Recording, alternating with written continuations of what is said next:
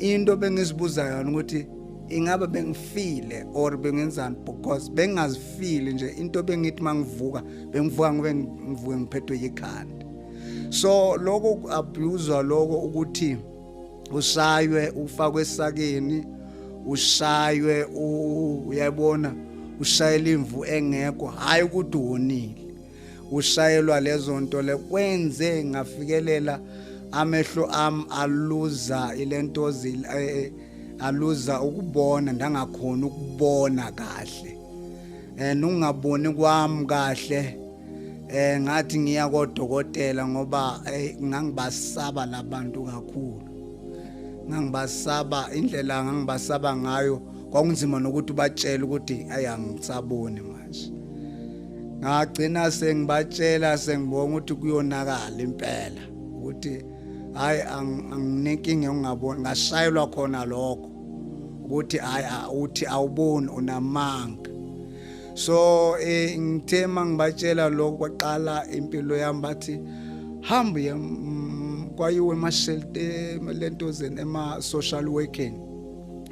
Ama-social worker ke aqala ingena indaba ndabachazela kwangona besilalela isitori sami sokuthi angiboni. Ngathathwa ngasiwa kodokotela, odokotela mangifika kibo ngafika sekulate vele sengingasaboni. Kodwa ngidlule ebuhlungwini bengi-experience into ezibhlungu lapha, bengidla ukudla kwezinja.